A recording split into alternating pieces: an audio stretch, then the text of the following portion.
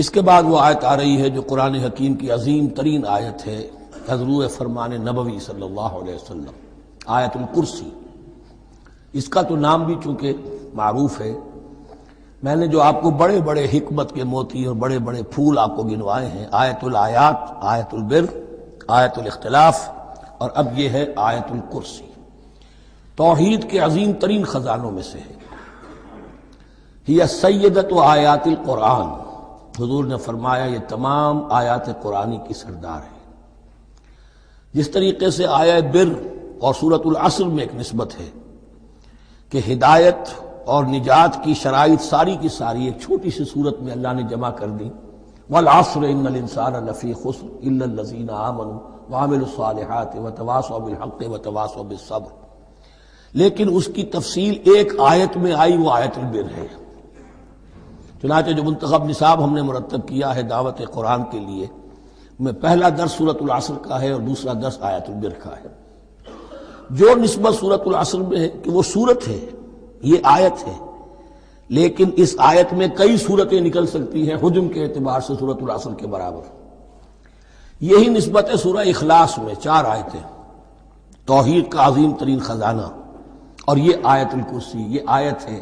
سورہ اخلاص اس میں 4 بن جائیں گی حجم کے اعتبار سے، لیکن اسے حضور نے ثلث قرآن قرار دیا ہے، توحید کے موضوع پر جامع ترین سورۃ الاخلاص، لیکن توحید اور خاص طور پر توحید فی الصفات کے موضوع پر عظیم ترین آیت یہ آیت الکرسی ہے۔ اللہ لا الہ الا ہو، اللہ وہ معبود برحق ہے جس کے سوا کوئی الہ نہیں، بڑا کیٹیگوریکل۔ الحی القیوم، وہ زندہ ہے از خود اور با خود، اس کی زندگی مستعار نہیں ہے۔ وہ جو کہا ہے کہ مانگ کے لائے تھے 4 دن، 2 آرزو میں کٹ گئے 2 انتظار میں، عمر دراز مانگ کے لائے تھے۔ اللہ کی زندگی ہے، اس کی از خود زندگی کسی کی دی ہوئی نہیں، اور اس زندگی میں کوئی ضعف نہیں، کوئی کمزوری نہیں، کوئی احتیاج نہیں، آگے آ جائے گا، نہ اسے نیند آتی ہے نہ اونگ آتی ہے۔ قیوم، خود اپنی جگہ وہ زندہ جاوید ہستی ہے، اور باقی ہر شے کا وجود اس کے حکم سے قائم ہے، کوئی شے قائم نہیں ہے بغیر اس کے اذن کے۔ تو گویا کہ احد اور الصمد، اللہ اپنی جگہ احد، لیکن باقی پوری کائنات کے لیے صمد ہے، جو سورہ اخلاص میں 2 الفاظ آئے ہیں، قل هو اللہ احد اللہ الصمد، اللہ حی ہے اور قیوم ہے۔ لا تأخذہ سنۃ ولا نوم، اس پر غالب نہیں ہو سکتی نہ نیند نہ اونگ۔ لہو ما فی السماوات و ما فی الارض، آسمان اور زمین میں جو کچھ ہے اسی کا ہے، ملکیت تامہ، ملکیت حقیقی اس کی ہے۔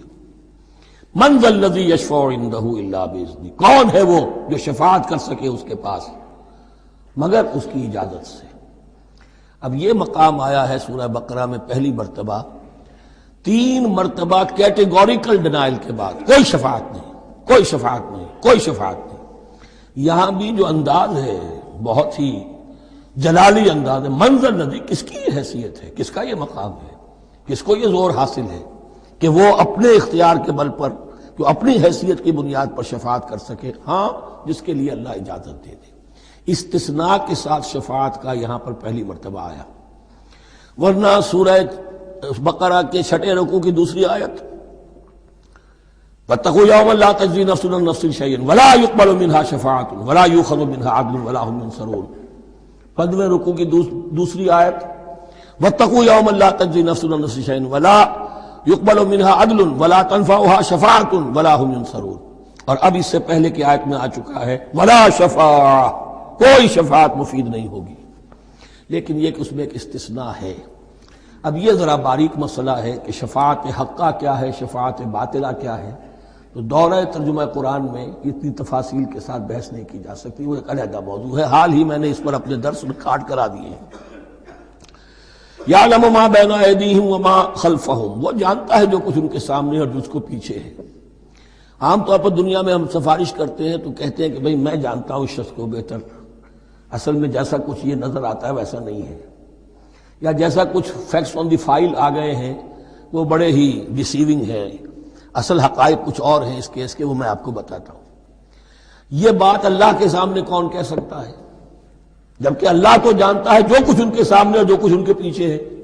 اور ان کا حال یہ وَلَا يُحِيطُونَ بِشَيْءٍ مِّنْ عِلْمِهِ إِلَّا بِمَا شَاءَ، اور وہ احاطہ کر ہی نہیں سکتے اللہ کے علم سے کسی شے کا سوائے اس کے جو اللہ چاہے. باقی ہر ایک کے پاس علم جو ہے اللہ کا عطائی علم ہے، دیا ہوا علم ہے، محدود علم ہے. بڑے سے بڑا رسول ہو، بڑے سے بڑا ولی ہو، بڑے سے بڑا فرشتہ ہو. لا علم لنا الا ما علمتنا، ہم پڑھائیں چوتھے رکوع میں. تو کون کہہ سکتا ہے؟ من ذا الذی یشفع عنده الا باذنہ یعلم ما بین ایدیہم وما خلفہم ولا یحیطون بشیء من علمہ الا بما شاء وسع کرسیہ السماوات والارض. اس کی کرسی تمام آسمانوں اور زمین کو محیط ہے. اب کرسی کے دو مفہوم یہاں ہو سکتے ہیں. ایک تو یہ کہ اس سے جو معنی مراد ہے یعنی اس کا اقتدار، اس کی قدرت، اس کا جبر، اس کا اختیار، یہ اتھارٹی پوری کائنات کو. ایک یہ بھی ہو سکتا ہے کہ اللہ تعالیٰ کے لیے ہم نہیں جان سکتے، یہ آیات متشابہات میں سے ہے کہ کوئی شے بھی ہو واقعتاً جس کو ہم اسے کرسی کہہ سکیں. عرش، کرسی، ان سب کے بارے میں یہ دونوں باتیں ذہن میں رکھیے. یہ بھی ہو سکتا ہے کہ ان کی کوئی مجسم حقیقت ہو جو ہمارے ذہن سے، ہمارے تخیل سے ماورا ہے، اور یہ بھی ہو سکتا ہے اس سے استعارہ مراد ہو. اس کا اقتدار و اختیار آسمانوں اور زمین پر چھایا ہوا ہے. ولا یؤودہ حفظہما، اور اسے تکان طاری نہیں ہوتی، اس پر گراں نہیں گزرتا ان دونوں کا تھامنا، ان دونوں کی حفاظت، آسمانوں کی اور زمین کی. وہو العلی العظیم، اور وہ العلی ہے، بلند و بالا، اور عظیم ہے، بڑی عظمت والا. یہ آیت الکرسی سیدۃ آیات القرآن، تمام آیات قرآنی کی سردار، اور توحید الہی کا ایک بہت بڑا خزانہ. لا اکراہ فی الدین، دین میں کوئی جبر نہیں ہے. یعنی یہ کہ کسی بھی شخص کو نہ کبھی جبراً مسلمان بنایا جائے گا، نہ کبھی بنایا گیا. استثناءات ہو سکتے ہیں، کسی کا ذاتی کوئی عمل ہو، فعل ہو، کسی نے کیا ہو. اسلام میں کسی فرد کو جبراً مسلمان بنانا حرام ہے. لیکن اس آیت کا یہ مطلب نکال دینا کہ نظام باطل کو بھی ختم کرنا جو ہے اس میں کوئی طاقت استعمال نہیں ہو سکتی، یہ حماقت ہے پرلے درجے کی. نظام باطل نظام ظلم ہے، ایکسپلائٹ کر رہا ہے لوگوں کو. اللہ اور بندوں کے درمیان حجاب بن گیا ہے، پردہ بن گیا ہے. نظام کو طاقت کے ساتھ ختم کرنا فرض ہے مسلمان کا. طاقت نہیں ہے تو ٹھیک ہے، طاقت حاصل کرنے کی کوشش کرتا رہے. لیکن جو مسلمان نظام باطل کو ختم کرنے کی آرزو اور ارادے سے خالی ہے، اس کے دل میں یہ ارادہ نہیں ہے، اس کے دل میں ایمان نہیں ہے. طاقت اور جبر نظام کو ختم کرنے پر صرف کیا جائے گا، کسی فرد کو مجبوراً مسلمان نہیں بنایا جائے گا. یہ ہے اصل میں اس آیت کا مفہوم. لا اکراہ فی الدین قد تبین الرشد من الغی، رشد، ہدایت واضح ہو چکی ہے کجی سے. جتنی کجیاں ہیں، جتنے غلط راستے ہیں، جتنی شیطانی پگڈنڈیاں ہیں، ان سے جو صراط المستقیم ہے اس کو بالکل مبرہن کر دیا گیا ہے. فمن یکفر بالطاغوت، تو جو کوئی بھی طاغوت کا انکار کرے گا. دیکھیے، اللہ پر ایمان لانے سے پہلے طاغوت کا انکار ضروری ہے. جیسے لا الہ الا اللہ، تو طاغوت، اور طاغوت کون ہے؟ طغا سے سرکش. جس نے اپنی حاکمیت کا اعلان کیا وہ طاغوت، جس نے غیر اللہ کی حاکمیت کو تسلیم کیا وہ طاغوت. اس کے تحت بننے والے سارے انسٹیٹیوشنز طاغوت. جو بھی ادارے ہوں، چاہے کتنے ہی خوشنما ادارے ہوں. ہے عدلیہ، لیکن وہ عدلیہ اللہ کے قانون کے مطابق فیصلے نہیں کر رہی، کچھ اور لوگوں کے بنائے ہوئے قانون کے مطابق فیصلے کر رہی، وہ طاغوت ہے.